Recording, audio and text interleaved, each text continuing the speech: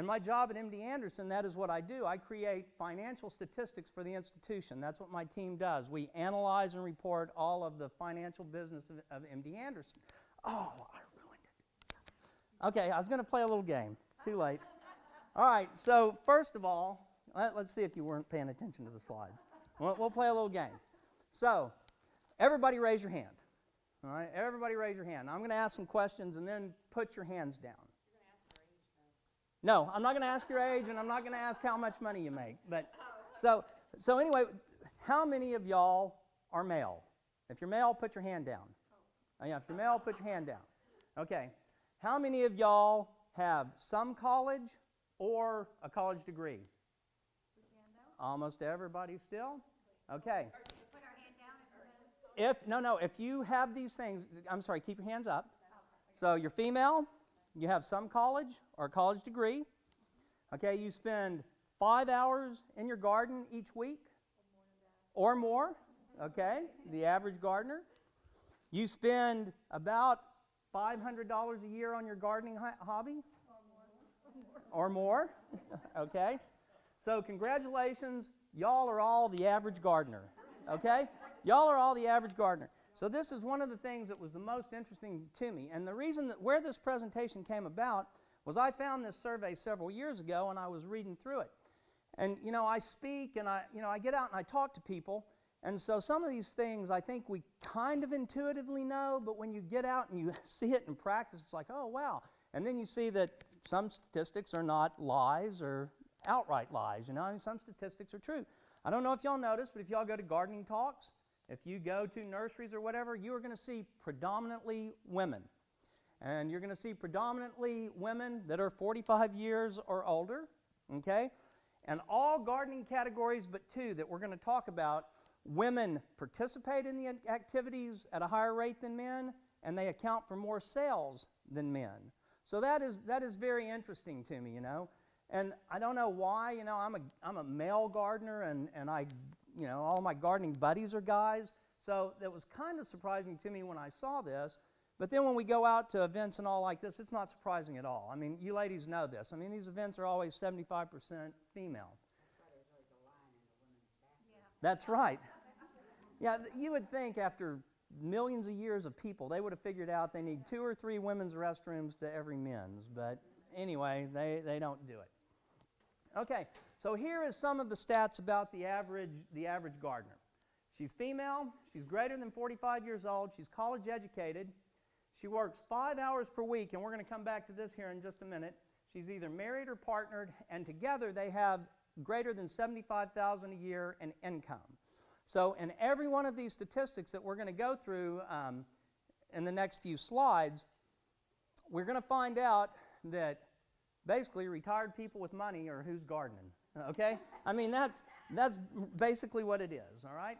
So let's go back to this 5 hours a week. So when I first did this, I got interested in this because of my website. And so I'm always watching the stats. You want to know how many hits you've got and how many people are reading this article and blah, blah, blah, blah. So that's really when I started getting into these gardening stats or whatever. And one of the things that hit me the most was this 5 hours a week thing and this next slide. How big is the average gardener's garden? This one right here really hit me, it really hit me like a bolt. I was like, how can this be true? Okay, how many of y'all's vegetable garden is 600 square foot or smaller? I mean, that's not, to me, a big vegetable garden. That's 10 by 60, 30 by 20. Yeah, 540, okay? So that's, I don't know why, I don't garden like this, okay? My garden, one of them, and that's it, one of my gardens is 40 by 40, and that's just my vegetable garden. So this one really struck me. I didn't think that was right.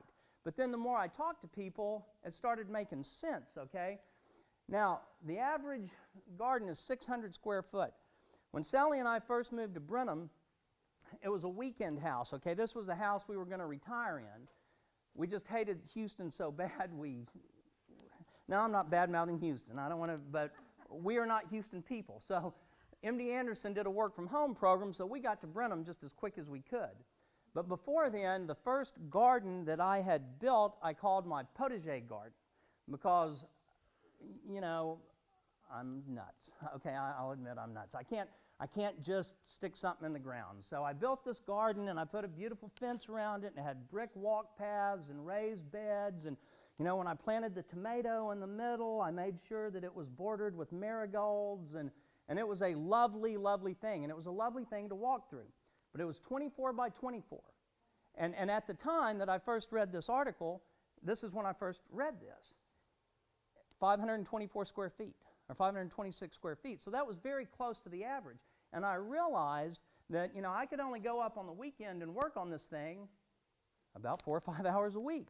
And then all of a sudden it started to make sense. I now understand why your average vegetable garden is 600 square feet, because that's really about all a middle-aged, college-educated woman can handle in a week. With everything else that you've got going, you know, you can't be tied to your garden all the time. I understand that. So these numbers kind of began to make sense when you start applying them to your life, and you're like, oh, wow, that's very interesting. So the other one that was very, very interesting to me was the mean vegetable garden. So how many of y'all remember what the mean is? The number in the middle. That's right. It is the point in a population where equal number of occurrences are above and below it. So it is right in the middle. So what does it mean that a mean vegetable garden is 96 square feet? Well, it's not the average. That means that if you had 1,000 people gardening, 500 of them are going to have bigger than that, but 500 are going to have that smaller. And so I got to thinking about this too. And I didn't include this in here, but it's very, very interesting. You know, they break these things out about how we garden regionally. And a whole lot of people garden in the Northeast, and they garden on the West Coast.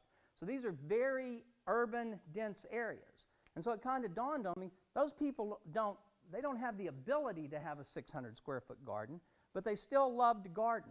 Okay, they still love to garden. So that's why you see so many things in the magazines and the websites and everything talking about container gardens and things like that.